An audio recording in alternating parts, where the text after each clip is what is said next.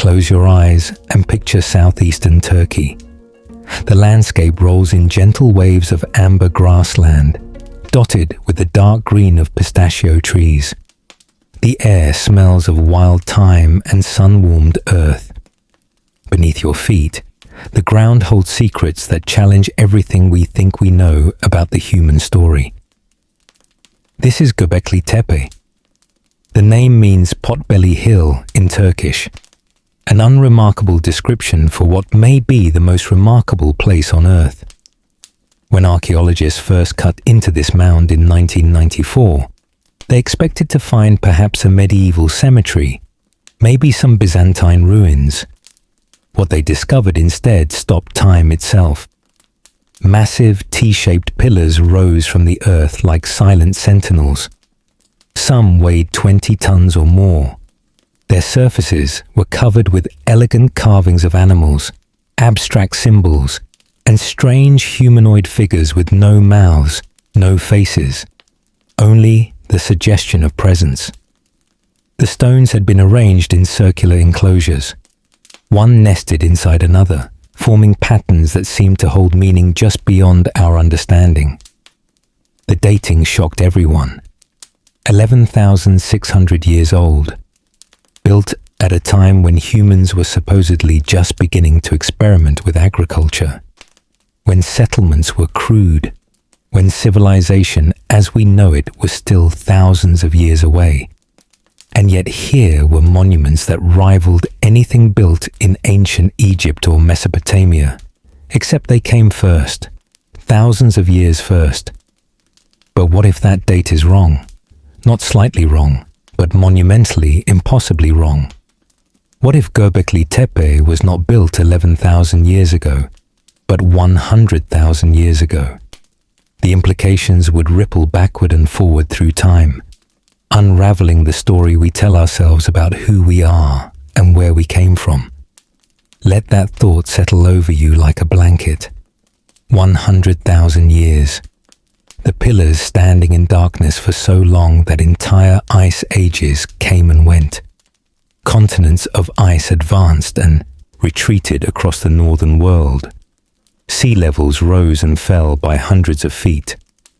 Species we can barely imagine walked the earth and then vanished forever. And through it all, these stones remained, buried beneath the earth, waiting. The question whispers through the centuries: who could have built such a place in the depths of prehistory, and why? To answer this, we must first understand what makes Göbekli Tepe so unsettling to conventional history. The site violates our expectations in almost every way. It appears before agriculture, before pottery, before cities, before writing. The people who built it, we're told, were hunter-gatherers, living in small mobile bands, following herds and gathering wild plants. And yet somehow, these supposedly simple people quarried massive stones from bedrock, transported them across rough terrain, carved them with sophisticated tools, and erected them in precise circular patterns aligned with celestial markers. The scale alone is staggering. Moving a 20-ton pillar requires coordinated effort from dozens or even hundreds of people. Carving the detailed reliefs, foxes frozen mid-leap, serpents coiling across stone, vultures with outstretched wings, demands not just artistic skill, but cultural continuity, a shared symbolic language that could be taught and remembered across generations. Mainstream archaeology explains this through the lens of social organization. Perhaps the promise of seasonal gatherings at sacred sites motivated disparate groups to come together, to pool their labor for something greater than survival. Perhaps Göbekli Tepe was the cathedral that built the civilization, not the other way around. It's a compelling theory, but it rests on that foundational date, 9600 BCE, give or take a few centuries. What if we're wrong about when it was built? The dating of Göbekli Tepe comes primarily from organic materials found in the fill, the soil that was used to deliberately bury the site. Radiocarbon dating measures the decay of carbon-14 in things that were once alive.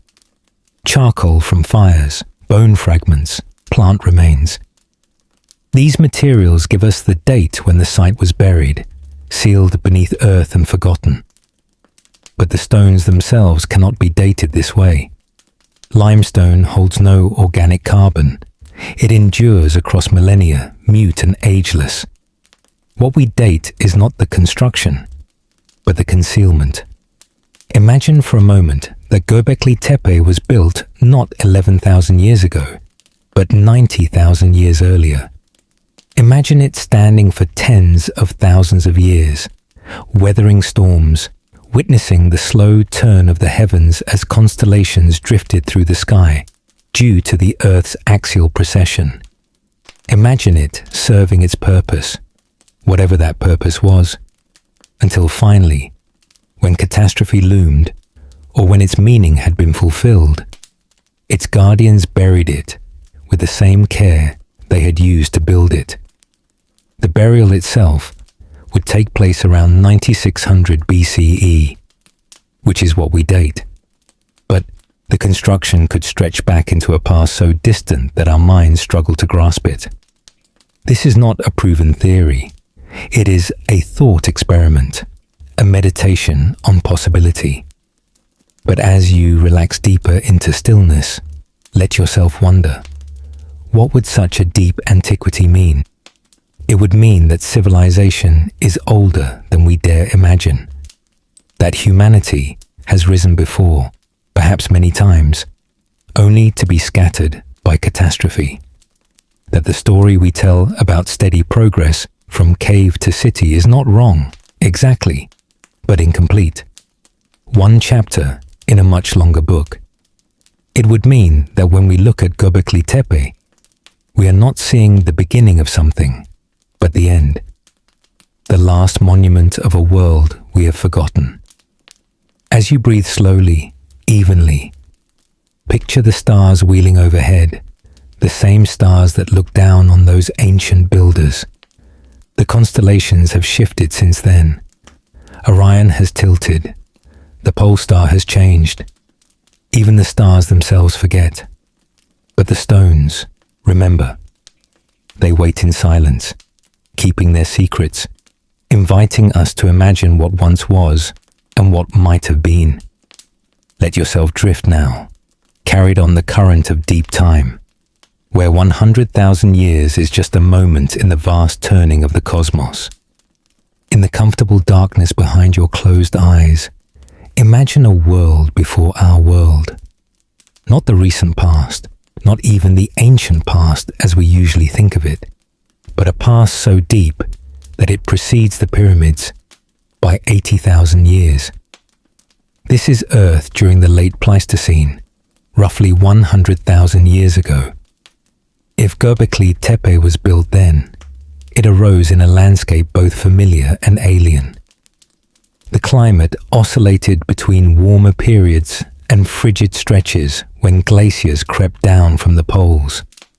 But in the region we now call southeastern Turkey, the land remained relatively temperate, a refuge from the ice. Rivers ran fuller than today, carving through limestone plateaus. Oak and pistachio forests covered the hillsides. The region was a crossroads of ecosystems, where steppe met woodland, where prey animals concentrated, drawing predators and humans alike. Who were the humans who might have walked these hills? At this depth of time, we enter a realm of genetic shadows and archaeological whispers. Modern humans, anatomically like us, had evolved in Africa perhaps 200,000 years earlier. By 100,000 years ago, some populations had begun dispersing, moving into the Middle East, testing the edges of new territories. But they were not the only humans. Neanderthals lived throughout Europe and Western Asia. Their robust frames adapted to cold climates. Denisovans, known mostly from fragments of bone and DNA, ranged across Asia. Other human species, some we've only recently discovered, shared the world in ways we're still piecing together. Genetic studies reveal something haunting. Ghost populations in our DNA, lineages that contributed to us but have since vanished without leaving fossils or names. These are peoples whose blood runs through our veins, but whose stories are completely lost. Could one of these populations have built Göbekli Tepe? Imagine them. A society of anatomically modern humans, biologically identical to us in every way. The same capacity for language, for abstract thought, for art and innovation. Why shouldn't they have been capable of monumental architecture? The human brain didn't suddenly upgrade 11,000 years ago. The people of 100 millennia past had the same neurons firing in the same patterns, the same ability to wonder at the stars, the same drive to create meaning from the chaos of existence. Perhaps they were nomadic, following seasonal rounds through a vast territory. But nomadic doesn't mean primitive. The Aboriginal peoples of Australia maintained one of the world's most complex cultures for over 60,000 years while remaining mobile. The Plains peoples of North America orchestrated massive communal hunts and maintained far-flung trade networks without permanent settlements. Mobility and sophistication are not opposites. This hypothetical civilization would have faced challenges that demanded ingenuity. They lived in a world populated by megafauna, massive animals that have no living equivalents. Woolly mammoths and their relatives lumbered across the steppes.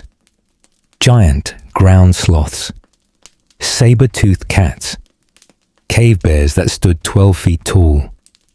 The aurochs, the wild ancestor of cattle, carved repeatedly on Göbekli Tepe's pillars, was itself a formidable creature, standing 6 feet at the shoulder with horns that could gore a lion. Hunting such animals required not just bravery but strategy, cooperation, and technology. Humans of this era crafted sophisticated tools from stone, bone, and wood. They understood fire intimately, using it for warmth, cooking, landscape management, and as a tool for working other materials. They created art. The cave paintings of Europe begin around 40,000 years ago. But ochre hues and shell beads stretch back much further. Hints that symbolic thinking runs deep in our lineage. But could they build Göbekli Tepe? The pillars themselves offer clues. They are carved limestone, shaped with tools that left marks too fine for simple percussion, hitting stone against stone. Some archaeologists note that the carved surfaces show signs of techniques that seem advanced for their supposed date, as if the carvers understood the stone's grain and structure with an almost geological expertise. Quarrying the pillars would require identifying suitable bedrock, then using tools and leverage to separate massive blocks from the living stone. Modern experiments have shown this is possible with stone tools, wooden wedges, water, and patience. It takes time, but time is something a society spanning millennia would have in abundance. Transportation is more challenging. 20 tons is approximately the weight of 3 adult elephants or a fully loaded cement truck. Moving such weight across even short distances without wheels or draft animals seems to demand either enormous human effort, hundreds of people pulling together, or some technique we've forgotten. Some researchers have speculated about now lost methods, using balls of stone as rollers, greasing tracks with animal fat, even employing sound resonance to reduce friction. These remain unproven, hovering in the realm between possibility and fantasy. But the fact remains that the stones were moved, were erected, were carved. The evidence stands, even as the method eludes us. Erecting the pillars upright would require careful engineering. The bases fit into carved sockets in the bedrock, slots shaped to hold the pillars at precise angles. Raising a 20-ton stone into a vertical position without it cracking or toppling demands understanding of balance, leverage, and probably some form of earthen ramp or pivot system. Again, difficult, but not impossible.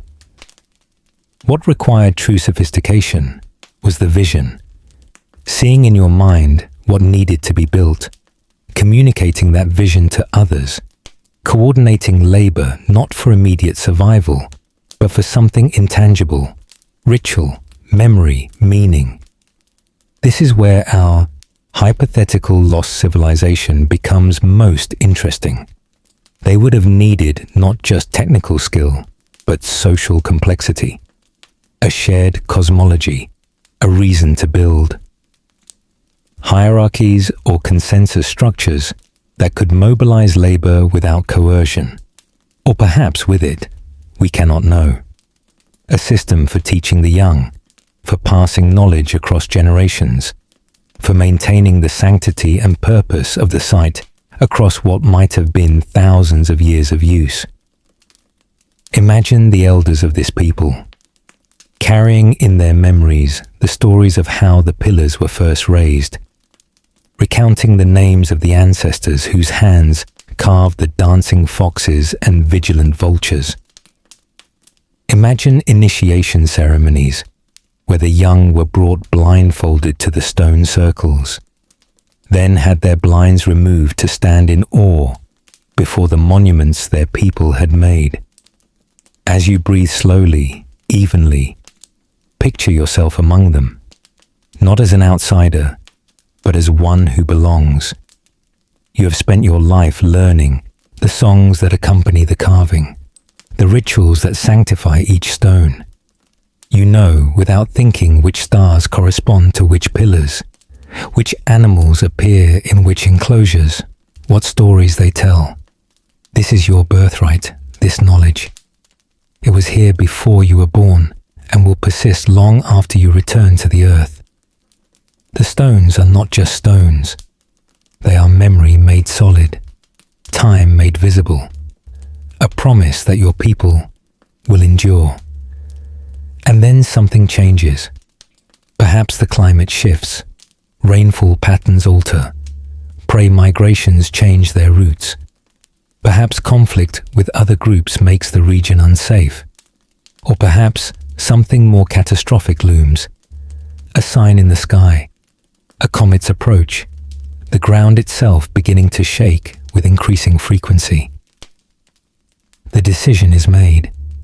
The site must be sealed, not destroyed, but preserved. Every enclosure is carefully filled with earth and stone rubble, packed tight as though entombing something precious. The filling is not the work of erosion or abandonment. It is deliberate, laborious, performed with the same care as the original construction. Why bury your civilization's greatest achievement? To protect it from enemies, to seal away dangerous knowledge, or simply to preserve it for a future that might otherwise forget? The answer dissolves into the darkness as you drift deeper into rest. The people who built Göbekli Tepe, whether 11,000 or 100,000 years ago, are gone. Their language is silent, their faces unknown, even their name for themselves is lost. But the stones remain, and in remaining, they whisper that humanity's capacity for wonder is older than our oldest stories, deeper than our deepest memory. Let yourself sink into that vastness now. 100,000 years, 100,000 sunrises, 100,000 generations looking up at the same stars. And somewhere in that incomprehensible stretch of time, hands like yours shaped stone and left behind a question. Allow your awareness to expand upward now, through the ceiling, through the atmosphere, into the infinite black scattered with ancient light. The stars you see tonight are the same stars they saw, give or take the slow drift of cosmic time. One of the most compelling mysteries of Göbekli Tepe is its relationship with the heavens. The site is not just aligned randomly. Multiple researchers have noted that certain pillars, certain enclosures, seem to track significant celestial events. Solstices, equinoxes, the rising points of particular stars. If the site is 100,000 years old, this astronomical precision becomes even more remarkable and more difficult to explain. The Earth wobbles as it spins. This axial precession causes the position of stars to shift slowly against the background of the sky, completing a full cycle roughly every 26,000 years. Over the span of 100,000 years, the night sky would transform dramatically. The North Star would not be Polaris. The constellations would appear in different positions. The alignment we see today would be meaningless.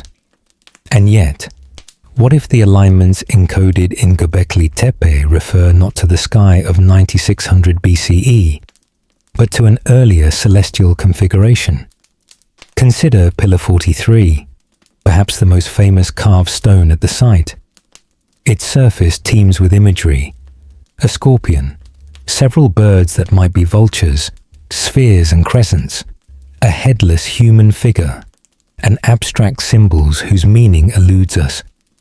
Some researchers have interpreted this pillar as a star map, a snapshot of the sky at a particular moment in time. The scorpion has been linked to the constellation Scorpius, the vultures to Cygnus, or perhaps to other configurations. The spheres might represent stars, planets, or something else entirely. The sun, the moon, comets, symbols of cosmic forces. If we accept the conventional date, the pillar might depict the sky as it appeared around 10,950 BCE, during the Younger Dryas event, a period of rapid climate change. But what if we wind the cosmic clock back further? At 100,000 years ago, the constellations as we know them would be distorted. Orion, so prominent in ancient cultures worldwide, would be tilted differently. The bright stars we use as markers, Sirius, Betelgeuse, Rigel, would occupy different relative positions. To encode the sky of that era would require not just careful observation over generations, but an understanding of celestial mechanics sophisticated enough to know that these positions would change, that the sky itself is not fixed but slowly turning. Why would any civilization bother? One answer is legacy. If you know catastrophe is coming, if you understand that your world will be swept away, then encoding your astronomical knowledge in stone is a way of proving your existence to whatever comes after. The stars are universal. Any sufficiently advanced culture will study them. A star map is a message that transcends language. Another answer is practical. Astronomy was humanity's first science, the foundation of calendars, navigation, agriculture. Knowing when seasons would shift, when floods would come, when to plant or migrate, these insights meant survival. A culture with deep astronomical knowledge would have significant advantages. But there's a third possibility, one that edges into the mystical. Perhaps these ancient people saw the stars not just as navigation aids or calendar markers, but as meaningful in themselves. Perhaps they believed the sky was a story, a myth written in light, and that by mirroring it in stone, they were participating in something sacred.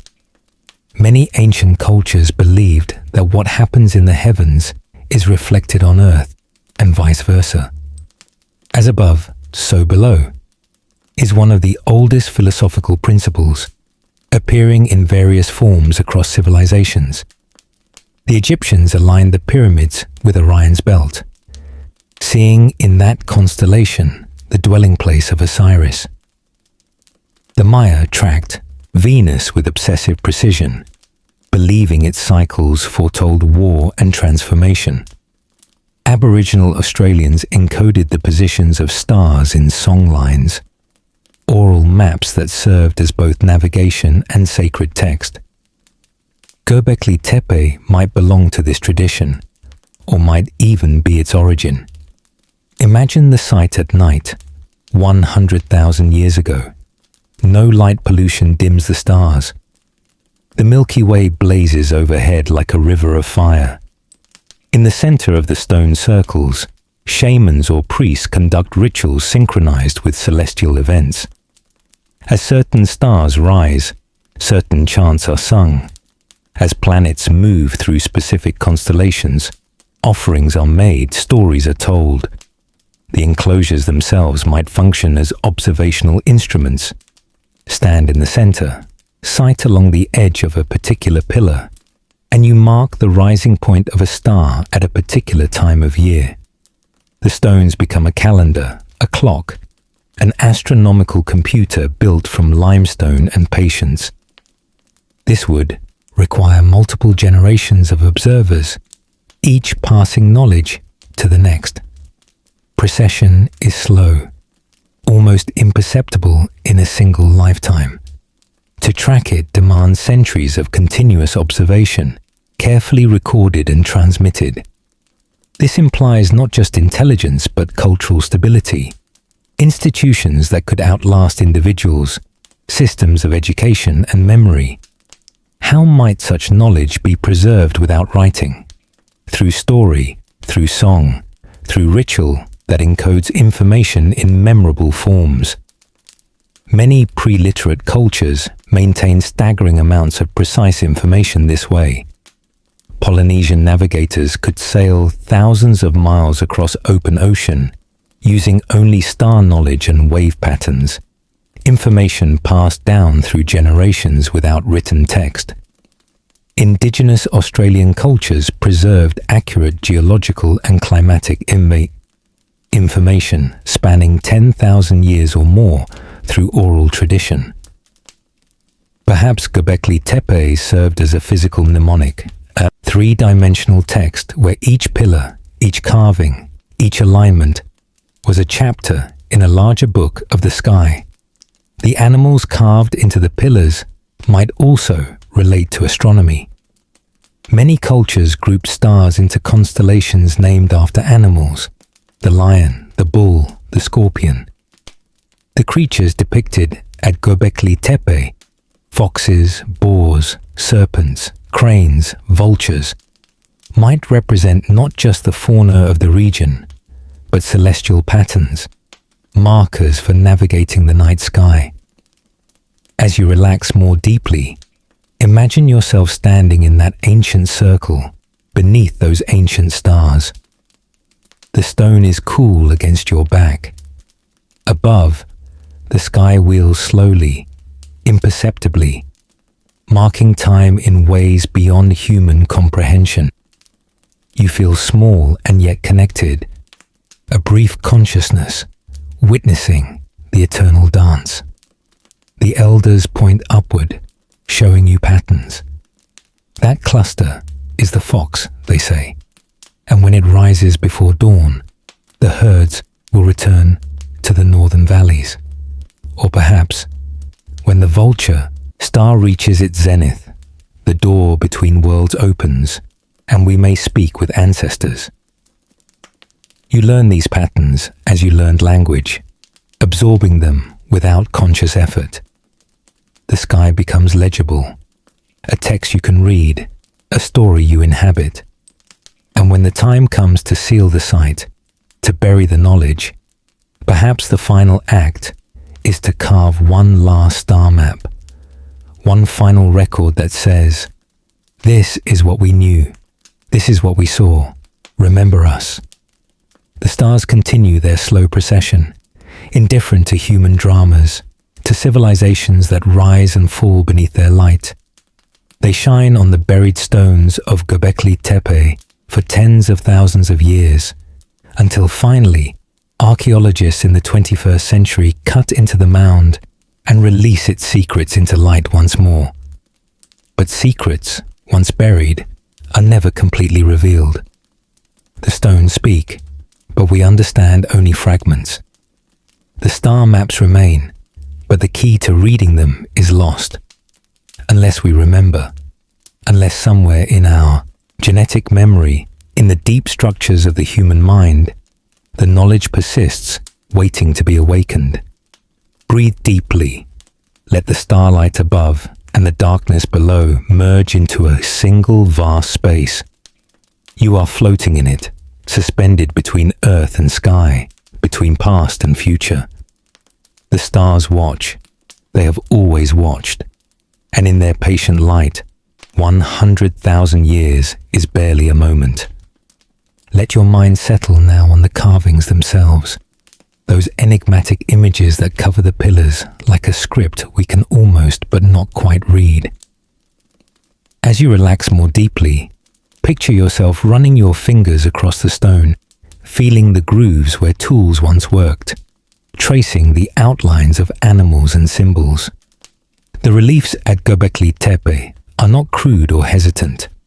They are confident, elegant, rendered with an artistic skill that suggests long practice. These are not the first attempts of a culture experimenting with carving. They are the mature works of an established tradition. The animals appear in seemingly endless variety. Foxes are especially common, their bushy tails and pointed ears unmistakable. Boars, their bristling backs caught mid-charge, gazelles leaping, snakes coiling, scorpions with raised stingers, vultures with outstretched wings, cranes in elegant poses, lions stalking, cattle, aurochs massive and powerful. Some of these animals still live in the region. Others vanished long ago. The aurochs, the wild cattle that appear again and again in the carvings, went extinct in the 17th century, the last known individual dying in a Polish forest. But they once roamed widely, formidable creatures that stood 6 feet at the shoulder with horns that could span 3 feet across. To hunt them would require courage and coordination.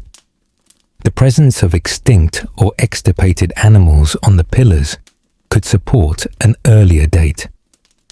If Göbekli Tepe is 100,000 years old, the fauna depicted would be even more archaic, perhaps including species we know only from fossils. Imagine carvings of creatures we've never seen alive, their forms preserved in stone as perfectly as any fossil in amber. But the animals might be more than documentary. In shamanic cultures worldwide, animals serve as symbols, as spirit guides, as representatives of forces beyond the physical. The fox might represent cunning or adaptability, the vulture, death and transformation, the serpent, rebirth and wisdom, the scorpion, danger and protection. If we view the carvings as a symbolic language, then Göbekli Tepe becomes a text, a sacred scripture written in stone. Each animal, each arrangement, each enclosure might tell a story or encode a teaching. Consider the vultures. They appear frequently, often holding spherical objects in their wings or claws. Vultures are carrion birds, feeders on the dead. But in many cultures, they are also psychopomps, guides of souls to the afterlife. In Tibetan sky burial, the dead are given to vultures, a practice seen as returning the body to the cycle of life. In ancient Egypt, the vulture goddess Nekbet represented protection and royal power. At Göbekli Tepe, the vultures sometimes hover over headless human figures. One pillar shows a clearly anthropomorphic shape without a head, the body seemingly at rest or perhaps deceased. Is this a depiction of death ritual? A representation of the soul departing the body, or something else? An astronomical allegory, perhaps, with the headless figure representing the earth and the vulture the sky. The spheres the vultures hold might be stars, comets, eggs, seeds, symbols of potential, of life continuing even through death. Or they might be entirely abstract, geometric shapes that carried meaning in a symbolic system we no longer understand. Then there are the H-shaped symbols, abstract geometric forms that appear on several pillars. These are particularly intriguing because similar shapes appear at other ancient sites around the world, most notably at Pumapunku in Bolivia. The connection is probably coincidental. The sites are separated by vast distances and many thousands of years even in conventional chronology. But the recurrence is striking. What could an H represent? In modern semiotics, it suggests balance, a doorway, a link between two sides. Some researchers speculate it might represent a portal, a threshold between worlds or states of being. Others suggest it's a schematic representation of a physical structure, perhaps a building, a gate, or even a tool or device we no longer recognize. The abstract symbols at Göbekli Tepe include other geometric forms: circles, crescents, lines, V-shapes, zigzags. These could be decorative, but in the context of a site with such evident symbolic density, it's hard to believe they're mere ornamentation. Some researchers have suggested these symbols represent proto-writing, a precursor to the written scripts that would emerge thousands of years later in Mesopotamia. If Göbekli Tepe is 100,000 years old, this would push the origins of symbolic notation back to an almost unimaginable antiquity. Writing, as we usually define it, is a system of visible marks that correspond to language, allowing the recording of speech. The earliest known writing systems, Sumerian cuneiform and Egyptian hieroglyphs, date to around 3200 BCE, roughly 5,000 years ago. But various forms of notation and symbolic marking stretch back much further. Tally marks on bones from Africa date to over 40,000 years ago.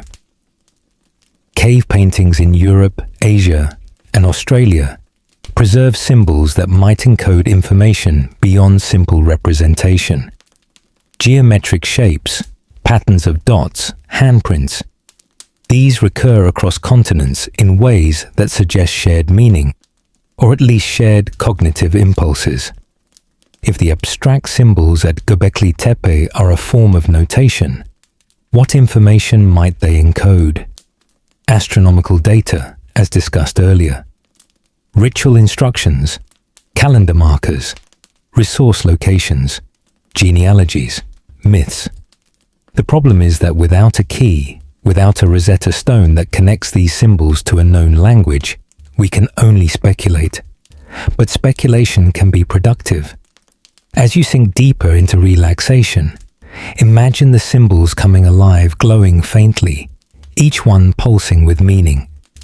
You understand instinctively, without translation, that the circle means cycle, continuity. The crescent means change, transformation. The H means passage, threshold, balance. The humanoid figures are perhaps the most mysterious carvings. They appear in various forms across the site. Some are clearly anthropomorphic, with recognizable bodies, arms, legs. But they lack faces. No eyes, no mouths, no expressions. Just blank surfaces where faces should be. This facelessness is deeply uncanny. It suggests anonymity, universality.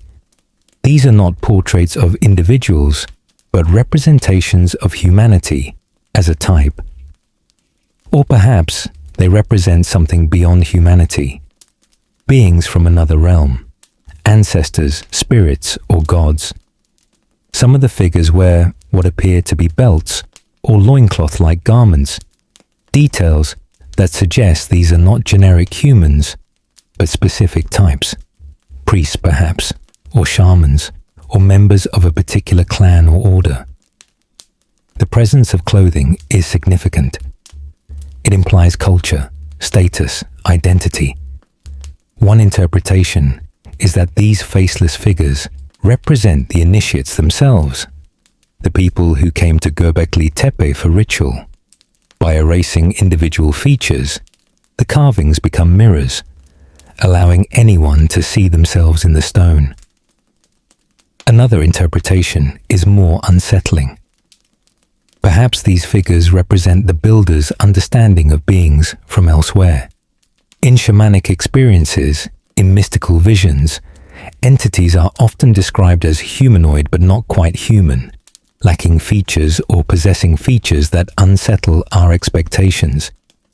If the builders of Göbekli Tepe encountered such beings, in dreams, in trance states, or perhaps in reality, the faceless figures might be their attempt to depict the indescribable. This edges into the realm of high strangeness, but it's worth considering. Many ancient cultures speak of teachers who came from elsewhere, gods or ancestors who brought knowledge. These stories are usually dismissed as myth, but myths often preserve kernels of historical memory, distorted by time but rooted in something real.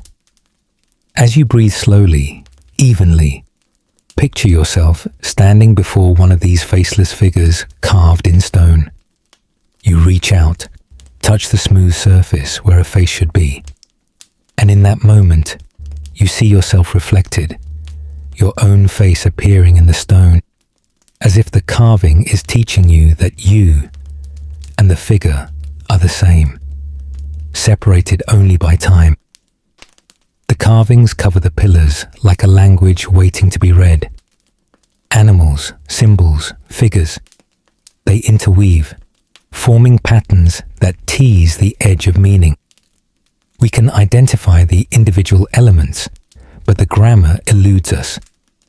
If Göbekli Tepe is 100,000 years old, then this symbolic system represents one of humanity's earliest attempts to encode complex ideas in permanent form, to create meaning that outlasts the individual, the generation, the culture itself. And it succeeded. The symbols endure, the carvings remain, and we, thousands of generations removed, still stand before them, still trying to understand, still feeling the pull of recognition, the sense that we should know this language, that somewhere deep in our minds we do. Let the symbols fade now into the darkness behind your eyes.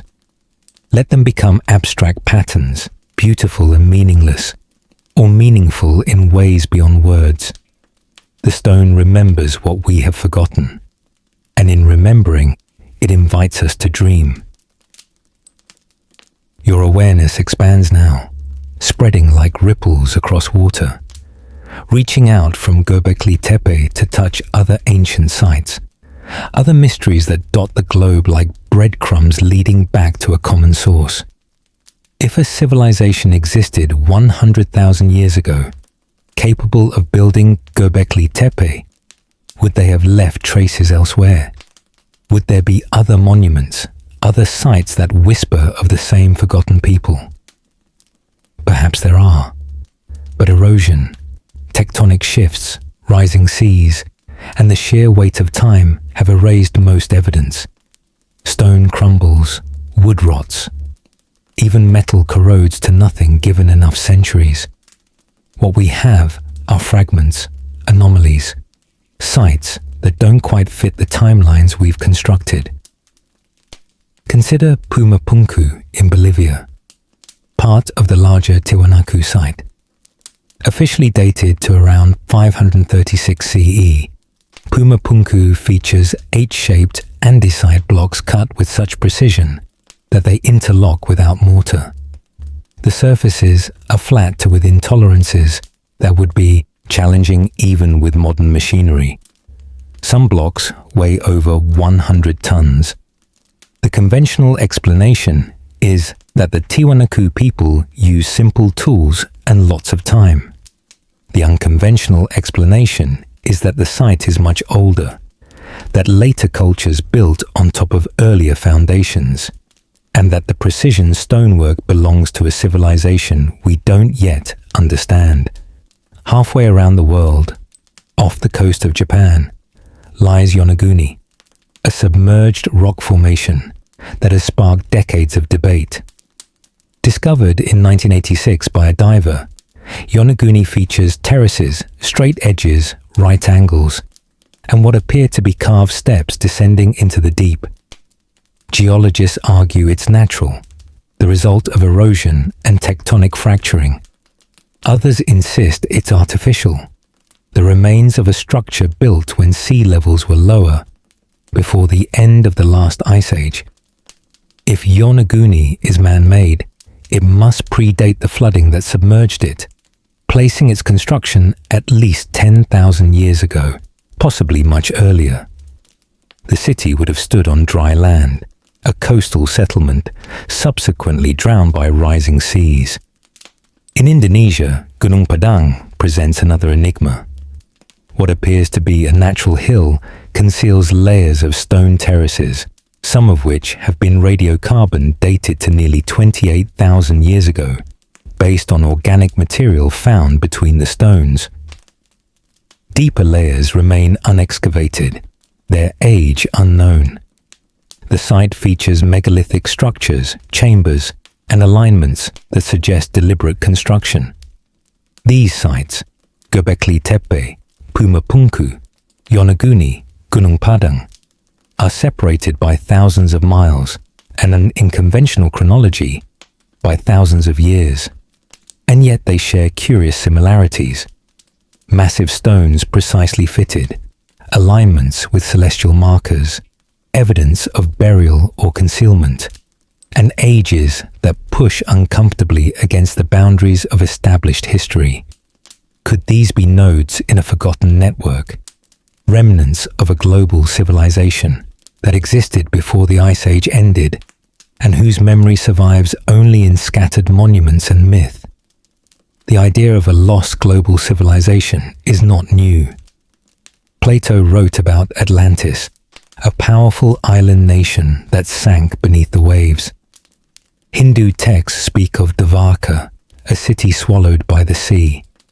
Polynesian legends tell of Mu or Lemuria, sunken continents in the Pacific. Nearly every culture has flood myths, stories of a time when the world was drowned and only a few survived to begin again. For a long time, these were dismissed as purely mythological, allegories about divine punishment, or the cycles of destruction and renewal. But as sea levels rose dramatically at the end of the last ice age, entire coastlines and low-lying regions were indeed submerged. If humans had settled these areas, as they almost certainly did, since coastlines are rich in resources, then entire worlds of human culture now lie beneath hundreds of feet of water. Archaeological evidence is mounting. Submerged sites have been found in the Mediterranean, off the coast of India, near Cuba, and along the continental shelves worldwide. Most are difficult to date and harder still to excavate underwater. But their existence proves that we are missing chapters of the human story, chapters literally drowned by rising seas. If Göbekli Tepe belongs to this lost world, it survived only because it was inland, high enough to escape the floods, and deliberately buried to protect it from whatever came next. The symbols carved at these various sites show intriguing parallels. Spirals appear at Göbekli Tepe, at Newgrange in Ireland, in the American Southwest, at sites in Malta, and in Aboriginal rock art in Australia. The spiral is a universal symbol, appearing independently in many cultures. But its ubiquity still raises questions. Does it represent the same thing everywhere? Cycles of time, the turning of seasons, the shape of galaxies, the journey inward to consciousness. The 8 shapes mentioned earlier appear not just at Göbekli Tepe and Pumapunku, but in other contexts as well. Serpent imagery is nearly universal in ancient iconography, from the feathered serpents of Mesoamerica to the Nagas of India to the rainbow serpent of Aboriginal Australia. Are these coincidences, or do they hint at a shared symbolic vocabulary that once connected distant peoples? One possibility is that these similarities arise from the structure of the human mind itself. We all share the same basic neurology, the same pattern-seeking consciousness. Certain symbols, circles, spirals, crosses, zigzags, emerge naturally from the way our brains process visual information. This could explain why they appear across cultures without requiring contact. But another possibility is diffusion, the spread of ideas through contact, trade, or migration. If a sophisticated culture existed 100,000 years ago, with seafaring capabilities and astronomical knowledge, they might have established outposts or colonies across the globe. Their symbolic system, their architectural techniques, their cosmological understanding could have been carried to distant shores. When catastrophe struck, whether flood, climate shift, or cosmic impact, the network collapsed. Survivors scattered, carrying fragments of knowledge into new regions. Over millennia, the original unified culture fractured into separate peoples, each preserving different pieces of the whole. The myths, the symbols, the monuments, these are the shards of a broken mirror, each reflecting part of a larger image we can no longer see complete. This is speculative, of course, but as you relax deeper into stillness, allow yourself to imagine it. Picture a world where ships sailed between continents, where knowledge flowed across oceans, where the builders of Göbekli Tepe were in contact with builders in Japan, in Indonesia, in South America. Picture the exchange of ideas. A symbol devised in Anatolia appears on a monument in Bolivia. An astronomical calculation made in the Pacific is confirmed by observers in the Mediterranean. The world is vast, but knowledge makes it smaller, connects disparate peoples into a web of understanding. And then the catastrophe. Perhaps a comet impact, perhaps a rapid climate shift, perhaps a combination of disasters that compounded into civilizational collapse. The network breaks. Ships stop sailing. Trade routes disappear. Settlements are abandoned or destroyed. The few survivors cling to life in scattered pockets, their grand civilization reduced to memory. Over generations, the memory becomes myth. The actual events are transformed into stories of gods and heroes, of golden ages and falls from grace. The technical knowledge, how to navigate by stars, how to carve stone with precision, how to align monuments with celestial markers, is gradually lost.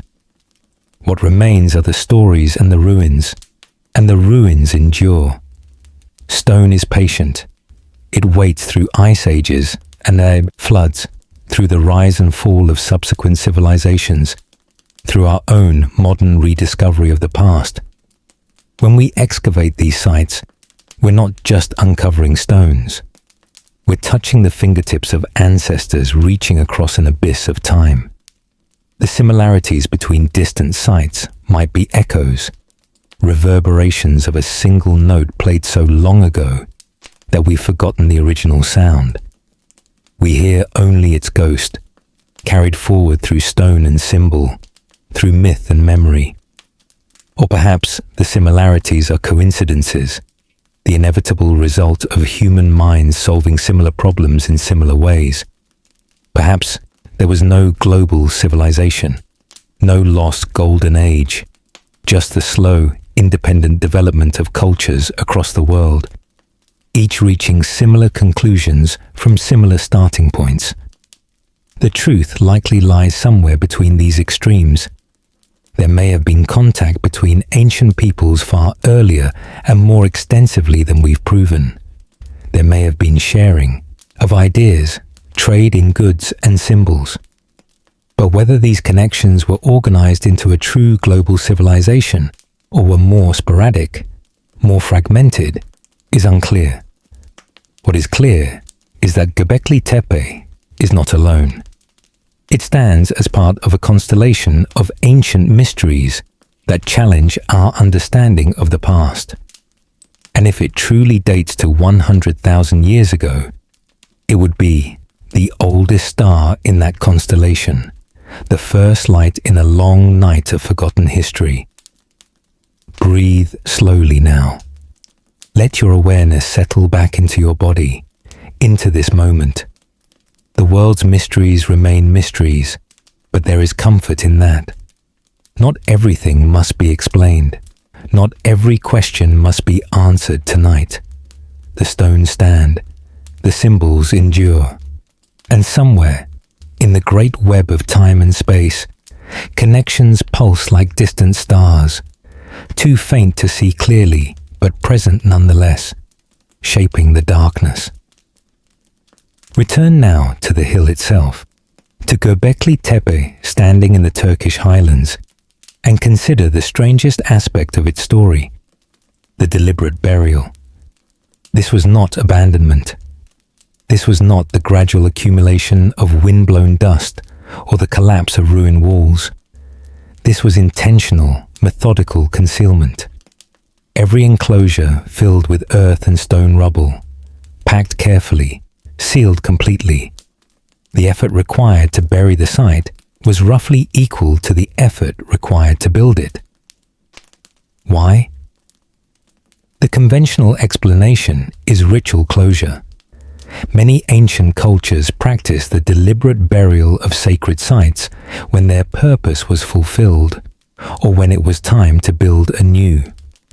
Temples in Mesoamerica were sometimes filled, and then new temples constructed on top, creating layers of architecture that accumulated over centuries. But Göbekli Tepe was not built over.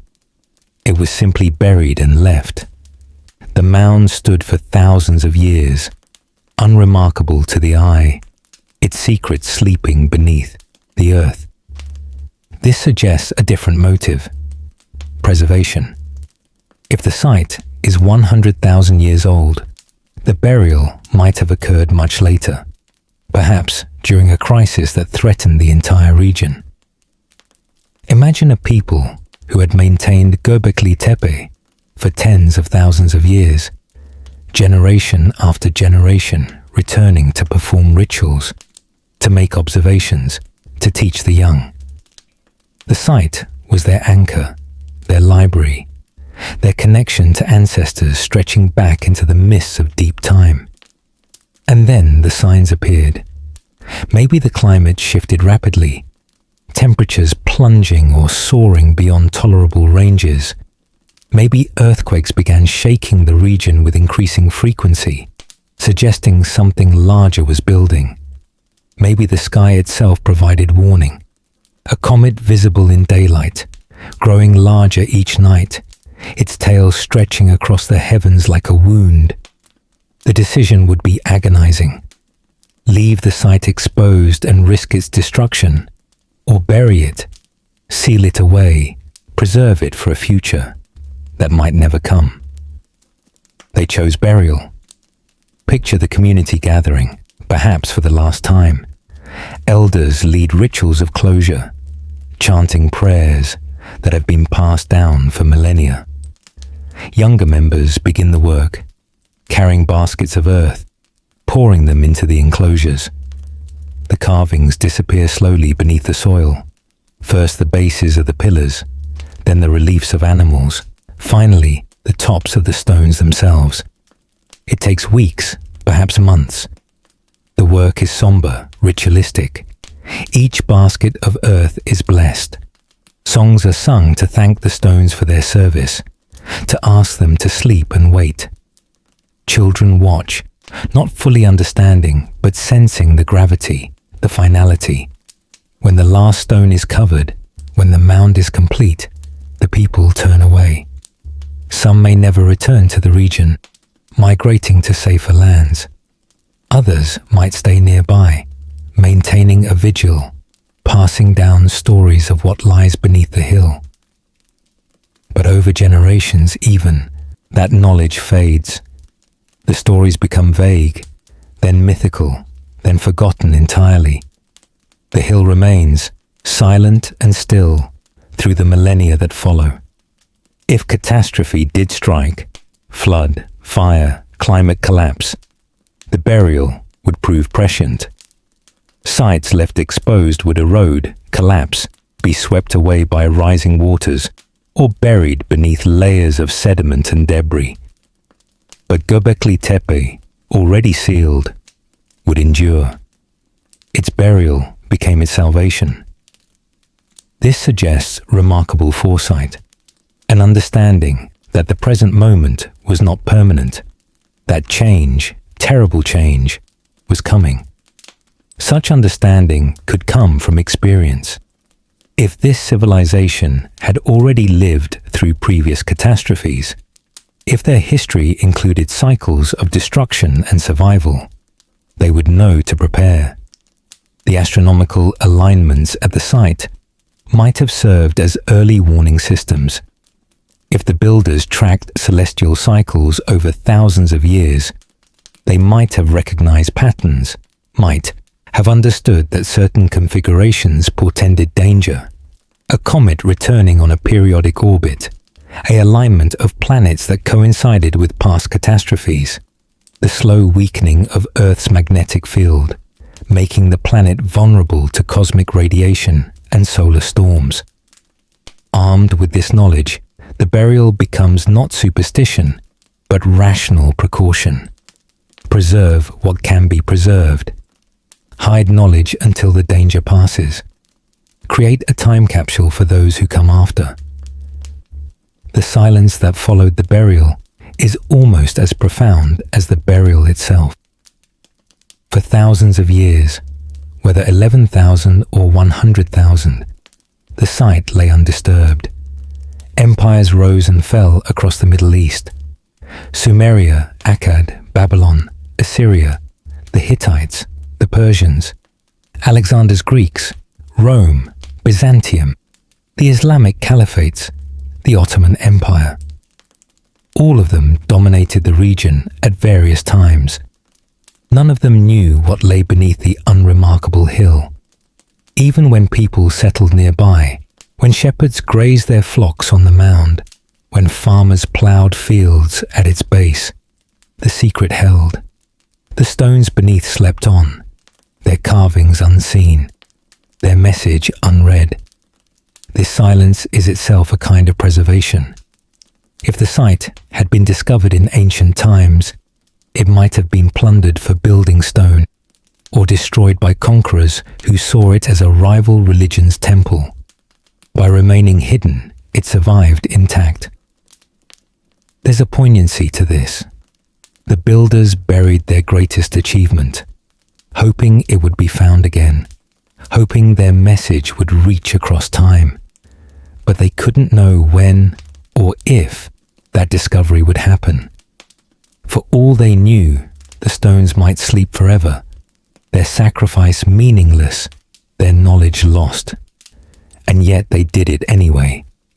They entombed their temple, sealed their secrets, and walked away, leaving only the earth and sky as witnesses. As you breathe slowly, deeply, consider the courage that required to create something magnificent and then hide it, to possess knowledge and then bury it, to hope that strangers in an unimaginable future would one day care enough to dig, to study, to remember.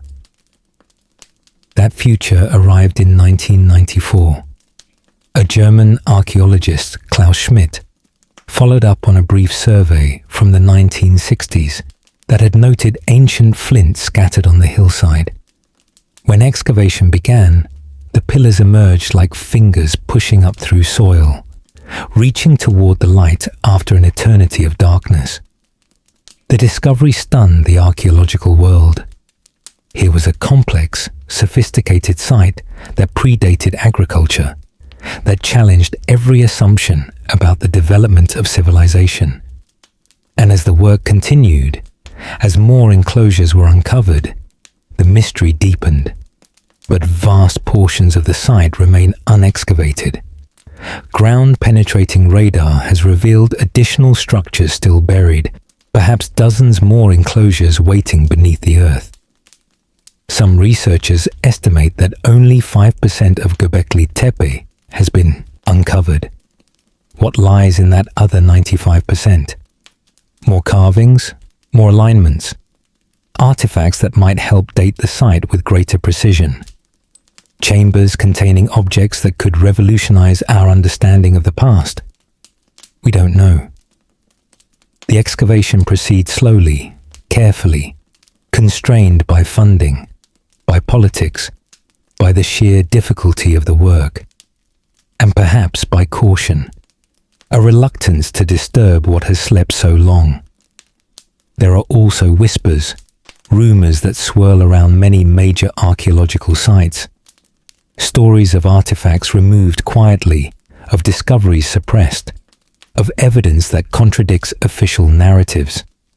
These are difficult to verify, often rooted more in conspiracy thinking than in fact, but they persist, feeding into a broader cultural sense that we're not being told the whole truth about the past. Whether or not such suppression occurs, the effect is the same. The full story of Göbekli Tepe remains incomplete. The silence that began with the burial continues in a new form. Not the silence of earth, but the silence of unanswered questions, of unshared knowledge, of mysteries that resist solution. As you drift deeper into rest, let that silence envelop you. It is not an absence, but a presence, a pregnant pause filled with possibility. The stones sleep beneath their partial covering of earth, dreaming whatever stones dream, holding their secrets close. And in that silence, in that darkness, they wait, patient as only stone can be. They waited tens of thousands of years for us to find them. They can wait a little longer for us to understand them. Let yourself wait with them now. Let questions dissolve into stillness. Let the need for answers fade into the soft darkness behind your eyes. The stones are here. That is enough. The mystery endures. That too is enough. Sleep, like the buried stones, is its own kind of burial, a temporary concealment, a retreat from the world, and like the stones, you will rise again, returning to light and awareness when the time is right. For now, rest. The ancient hill keeps its vigil. You need not keep yours.